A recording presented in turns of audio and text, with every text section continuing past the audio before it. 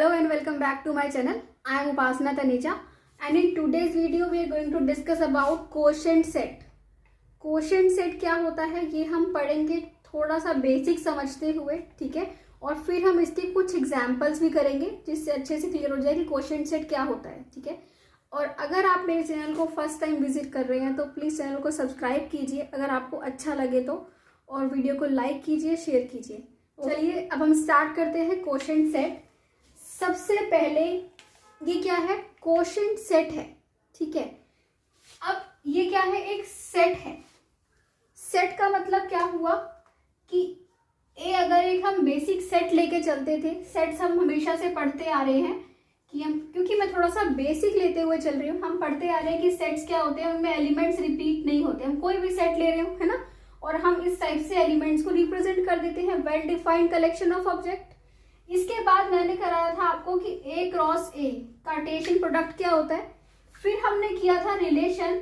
Relation क्या होता था, सबसेट ऑफ किसका, ए क्रॉस ए का जो सबसेट्स होते थे वो क्या होते थे, रिलेशंस। इसके बाद हम आए थे इक्विवेलेंस रिलेशन पे। ये सारी वीडियोस हम अलग अलग डिस्कस कर चुके हैं। इक्विवेलेंस रिलेशन क्या होता है, जो रिलेशन रिफ्लेक्सिव भी हो, सिमेट्रिक भी हो और ट्रांजिटिव भी हो, ठीक है। ये हम डिस्कस करते हुए आए और हमने देखा कि अगर हमारे पास एक ए सेट हो और रिलेशन डिफाइन हो उस सेट पे, कौन सा रिलेशन डिफाइन हो, एक इक्विवेलेंस रिलेशन उस सेट पे डिफाइंड हो, तो हम ए का पार्टीशन करके इक्विवेलेंस क्लासेस को कंस्ट्रक्ट कर सकते हैं। इससे क्या मिलती है हमें, इक्विवेलेंस क्लासेस, ठीक है। क्या मिला हमें, इक्विवेलेंस क्लासेस। किससे मिली, इस सेट के पार्टीशंस करके मिली। हमने ये प्रूफ भी किया था कि जो इक्विवेलेंस क्लासेस होती है वो किसके इक्वल होती है, पार्टीशंस के, नंबर ऑफ पार्टीशंस के, है ना। तो हमें किसी भी सेट का पार्टीशन करके विद अ रिलेशन, है ना, रिलेशन दिया होगा, उसी के अकॉर्डिंग हम क्या करेंगे, पार्टीशन करेंगे और इक्विवेलेंस क्लासेस को कंस्ट्रक्ट करेंगे। तो जो ये इक्विवेलेंस क्लासेस मिलेंगी उनका अगर हम सेट बना दें, ठीक है, कितनी भी मिली, हम बोल दें C1, बोल दें C2, C3, कितनी भी इक्विवेलेंस क्लासेस बनी, उनका हमने क्या बना दिया, उन सबको एक सेट में लिख दिया। तो इस सेट को हम बोलते हैं क्या, क्वोशिएंट सेट। अब हम इस चीज को डेफिनेशन में कैसे लिखते हैं ये हम देखते हैं, ठीक है। तो लेट्स सी हियर कि हम इस क्वोशिएंट सेट को डेफिनेशन में कैसे लिखेंगे। Let A be a set, A क्या है, एक सेट है, and R be an equivalence relation defined on a set A पे। हमने एक इक्विवेलेंस रिलेशन डिफाइन कर दिया कि कैसे इस सेट के एलिमेंट्स रिलेटेड हैं, उसके अकॉर्डिंग हम इसकी क्लासेस बनाएंगे, ठीक है। देन कलेक्शन, किसका collection, of all equivalence classes, collection of all equivalence classes is called quotient set। क्या बोलते हैं हम इसको, quotient set बोलते हैं इसको। This is called quotient set। तो ये डेफिनेशन से भी हमें समझ आ गया और हमने ये भी देखा कि क्या होता है, कैसे सेट से रिलेशन बना, रिलेशन से कैसे किसी सेट के ऊपर रिलेशन था तो उसके पार्टीशंस हुए, पार्टीशन से कैसे इक्विवेलेंस क्लासेस बनी, और उन इक्विवेलेंस क्लासेस के सेट को हम क्या बोलते हैं, क्वोशिएंट सेट बोलते हैं, ठीक है। अब हम ये चीज एक एग्जाम्पल के थ्रू देखते हैं, ठीक है। तो let's come to that example. हम एक सेट ले लेते हैं Z। Let Z is equal to, ये सेट ऑफ इंटीजर होता है, +-1, +-2, +-3 अप टू सो ऑन, ये ले लिया, ठीक है। अब हम ये डिफाइन करते हैं let R be an relation, क्योंकि मैंने आपको बताया था कि अगर हमारे पास एक सेट है और एक क्या है, रिलेशन है, let R be a relation या फिर बी एन इक्विवेलेंस रिलेशन, ठीक है। कैसे डिफाइन है, such that for all belongs to z, कोई भी हम ना a is related to b if and only if a plus b क्या आ रहा हो, इवन आ रहा हो, ठीक है।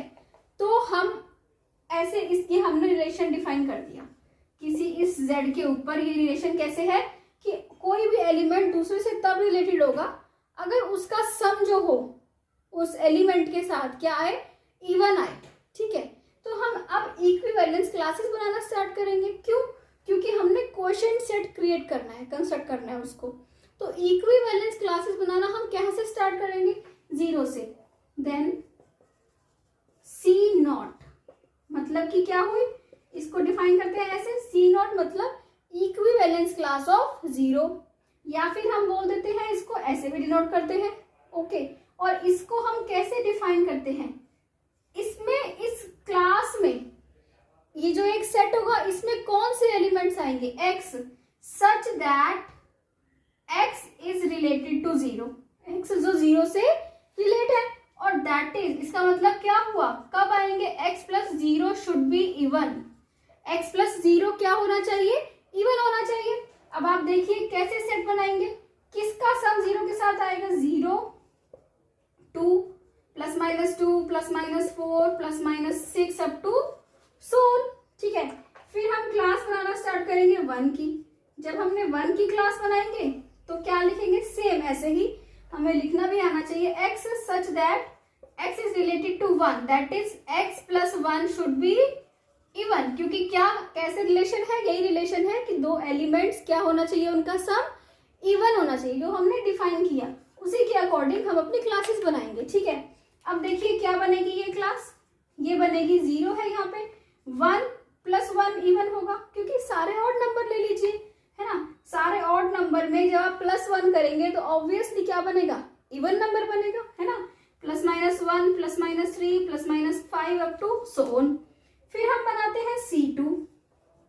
जब आप C2 बनाएंगे तो आप नोटिस करेंगे कि आपको यही का यही सेट मिल जाएगा, क्योंकि 2 में इवन ही ऐड करेंगे तभी हमें इवन मिलेंगे, है ना। तो इसका मतलब वो सेट C नॉट C2 के इक्वल आ जाएगा। तो हम रिपीट तो नहीं करते। तो इस सेट की हमारे पास कितनी इक्विवेलेंस क्लासेस बनी according to this relation, relation अलग होगा, इक्विवेलेंस क्लासेस भी उसके अकॉर्डिंग बनेगी, ठीक है। सब कुछ डिपेंड करता है सेट पे और रिलेशन पे, सेट कौन सा है और रिलेशन क्या है, ठीक है। उसके अकॉर्डिंग इक्विवेलेंस क्लासेस हम कंस्ट्रक्ट करेंगे। अभी हम एक और वेरी वेरी इंपॉर्टेंट एग्जांपल देखते हैं कि उसकी क्लासेस कैसे बनाएंगे। तो ये बन गई क्लासेस, ठीक है। तो क्वोशिएंट सेट क्या बना, C naught C1, this is quotient set of Z according to this relation, ठीक है। तो ये हुआ आपका क्वोशिएंट सेट। अब हम एक और रिलेशन अगर डिफाइन कर दें, R भी हम यही Z का सेट लेते हैं, ठीक है। और हमने रिलेशन क्या डिफाइन किया, R be a relation such that A is related to B if A is congruent to B mod 4 कर दो या 2 कर दो या 3 कर दो, कुछ भी कर दो, हमने ये रिलेशन ले लिया, ठीक है। अब हम फिर से क्या करेंगे, सबसे पहले C नॉट बनाते हैं हम। C नॉट हम कैसे बनाएंगे, क्लास ऑफ 0, क्या लिखेंगे आप, x such that x is related to 0 if x is congruent to 0 mod 4। इसका मतलब क्या हुआ, ये रिलेशन तो हमें पता ही है, हम पढ़ते हुए आ रहे हैं। ये रिलेशन क्या होता है कि A is congruent to B mod 4 if A minus B is divided by 4, है ना। यही होता है ना कि 4 divides A minus B। अब हम ऐसे कौन से एलिमेंट्स ले जिनमें से हम 0 माइनस करें तो वो 4 से डिवाइड हो, तो ऑब्वियसली वो कौन से एलिमेंट्स आएंगे, आप यहां से लेना शुरू करिए। तो कौन सा आएगा, -4 या फिर -8, है ना, 0 4 8 अप टू सो यही एलिमेंट्स आएंगे, ओके। अब हम आते हैं C1 पे। C1 क्या होगा, 1 रिलेटेड टू 1, कौन से एलिमेंट्स 1 से रिलेटेड हैं आप बताइए। यहाँ पे सेम यही डेफिनेशन हम लिखेंगे, x such that x is related to 1 if x is congruent to 1 mod 4, same यही हो जाएगा, x is congruent to 1 mod 4। Okay, तो कौन से बताओ किसमें से हम 1 माइनस करें जो 4 से डिविजिबल हो। आप यहाँ पे आएंगे -7 और यहाँ पे आएंगे फिर आप -3, ठीक है, 1 और ये आ जाएगा आपका 5, जिसमें से आप 1 माइनस करें और वो 4 से डिविजिबल हो, तो ये बन गया सेट। सिमिलरली आप C2 बनाएंगे, क्लास ऑफ 2, ये क्या बनेगी अप टू सोन, किसमें से हम 2 माइनस करें क्योंकि क्लास ऑफ 2 है, तो ये बनेगा आपका, मैं यहाँ पे फिर लिख देती हूँ x is congruent to 2 mod 4, यहाँ पे होगा x is congruent to 1 mod 4, ठीक है।